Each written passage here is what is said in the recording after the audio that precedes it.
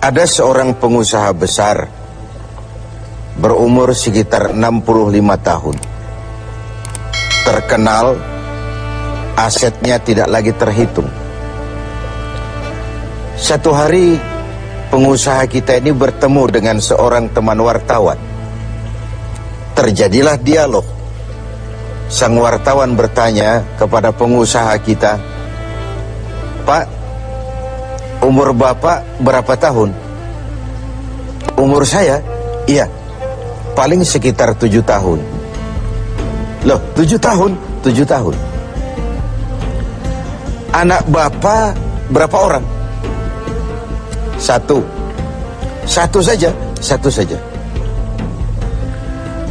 "Harta Bapak berapa banyak?" "Ya, paling sekitar 10 sampai 15 juta rupiah saja." Teman wartawan berkata, "Pak, kenapa Bapak berdusta? Bapak orang terkenal, pengusaha besar, punya biografi. Kami tahu umur Bapak 65 tahun. Kenapa Bapak bilang 7 tahun? Anak Bapak pun banyak.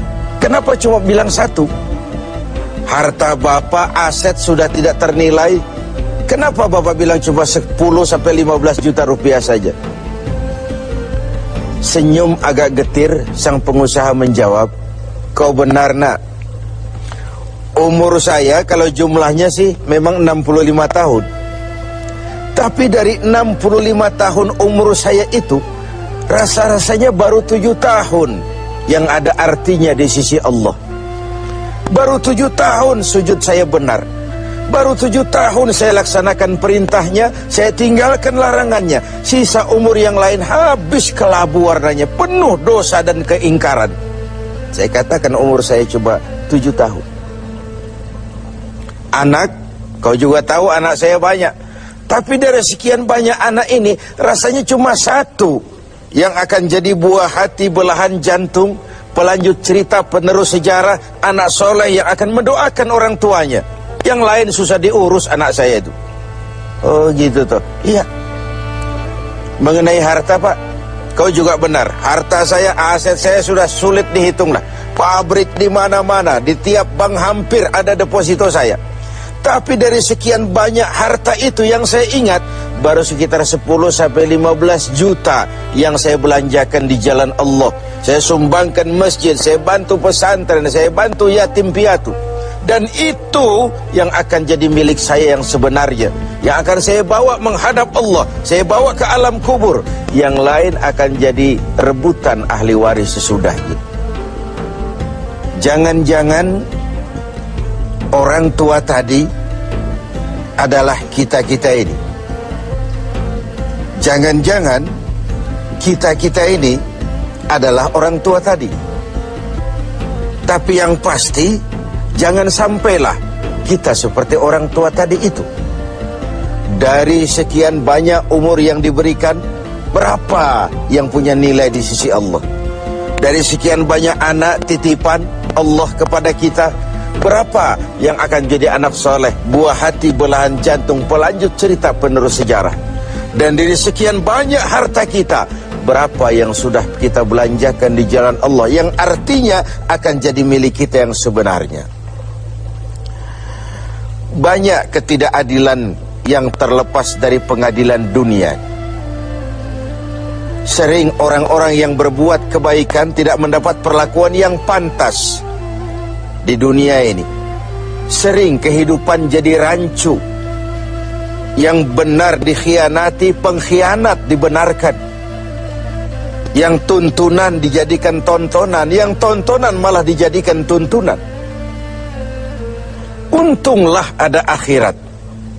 Bukan sekedar melepas diri dari ketidakberadayaan kita menghadapi sistem, tapi cermin bahwa tidak satu ketidakadilan yang bagaimanapun kecilnya yang terlepas dari pengadilan dunia akan terlepas juga di pengadilan akhirat nanti. Inilah keadilan. Karena itu pada jumpa kali ini saya ingin menyampaikan sebuah hadis tentang apa yang harus kita pertanggungjawabkan di hadapan Qadhi Rabbul Jalil nanti. Sebuah hadis menyatakan, "Lan tazula qadama 'abdin yaumal qiyamah hatta yus'ala an arba'i khisalin. Besok di hari kiamat tidak akan bergeser telapak kaki seorang hamba sebelum ia dimintakan tanggung jawab terlebih dahulu tentang 4 persoalan. Apa yang 4 itu? Pertama, an umrihi fima afnahu. Umur yang diberikan kepadanya akan dimintakan tanggung jawab kelak. Di mana umur itu dihabiskan? Diberikan umur 30 tahun kah, 40 tahun, 50 sampai 70, 100 bahkan. Sejak kita akil balik sampai ajal datang merenggut nyawa, di mana umur itu dihabiskan? Kita sering main-main, padahal waktu berjalan terus. Kita sering lalai dan lupa, padahal malaikat maut tidak pernah lalai dan lupa. Seorang Nabi Yakub alaihissalam, seketika akan ajal, beliau menanyakan, kalau saya ajal kenapa tidak diberitahu lebih dahulu? Kata malaikat maut, sudah diberitahu. Loh, bagaimana caranya diberitahu? Perubahan yang terjadi pada fisik kita adalah pemberitahuan. Uban yang bertabur, mata yang mulai lamur, pendengaran yang mulai kabur, itu semua pemberitahuan agar kita mawas diri. Umur akan dimintakan pertanggungan jawab. Di mana umur itu dihabiskan? William Shakespeare memang pernah bilang, waktu hidup itu singkat. Tahu-tahu baru saja zuhur, tahu-tahu sudah asar. Baru saja asar, tahu-tahu sudah maghrib. Yang kemarin anak-anak, tahu-tahu sudah punya anak. Tahu-tahu, dan tahu-tahu. The time of life is short, kata Shakespeare. Waktu hidup itu singkat betul. Namun waktu yang singkat akan terasa ada manfaatnya kalau kita bisa memanfaatkannya dengan yang sebaik-baiknya. Apalah umur panjang kalau cuma untuk menimbun dosa dan kesalahan. Lebih baik umur yang panjang tapi untuk mengkoleksi berbagai kebajikan. Inilah makna ucapan Nabi, khairukum man tala umruhu wa hasuna amalu. Yang terbaik di antara kamu orang yang panjang umurnya dan banyak juga kebaikannya. Umur ini yang sering kita berleha-leha menghabiskannya untuk sesuatu yang tidak punya nilai, kelak akan dimintakan tanggung jawab di hadapan Allah Azza wa Jalla. Lalu yang kedua, wa an syababihi fima ablahu. Masa muda, pernah diberikan umur muda, di mana dihabiskan umur muda itu? Hura-hura atau untuk sesuatu yang bermanfaat? Dahulu ada seorang selebritis lah kalau zaman kita sekarang. Namanya Ibrahim bin Adham. Namanya Malik bin Dinar. Namanya saja sudah Malik bin Dinar, Raja bin Uang. Hidupnya jet set. Satu malam dia mengadakan pesta di rumah mewahnya. Datang seorang pengemis, bertanya kepada penjaga pintu, siapa yang punya rumah ini? Bos saya. Iya, Malik bin Dinar. Oh, orang kaya? Orang kaya. Selebriti? Selebriti. Dia hamba apa orang merdeka? Dia orang merdeka. Kalau hamba bagaimana bisa pesta sehebat ini? Orang tua itu senyum lalu bilang, sampaikan kepada bosmu Malik bin Dinar, dia memang orang merdeka. Kalau dia hamba bukan seperti ini pekerjaannya. Dia orang merdeka. Dilarang tidak terlarang, dicegah pun tidak tercegah. Merdeka dia memperturutkan hawa nafsunya. Kalau dia hamba Allah, bukan begini pekerjaannya. Menghabiskan waktu untuk pesta, hura-hura, sesuatu yang tidak ada gunanya. Ini disampaikan kepada Malik bin Dinar. Dia tercenung mendengar orang tua yang misterius itu. Malamnya dia bermimpi kiamat datang. Dia akan dia masukkan ke dalam neraka. Karena itulah lalu dia bertobat dan kemudian menjadi ahli sufi yang terkenal, Malik bin Dinar. Masa muda akan dimintakan tanggung jawab. Yang ketiga, wa an ilmihi maza amilabi. Ilmu yang dimilikinya, kemana ilmu itu diamalkan? Untuk mencerdaskan orang atau untuk membodohi orang yang memang sudah bodoh?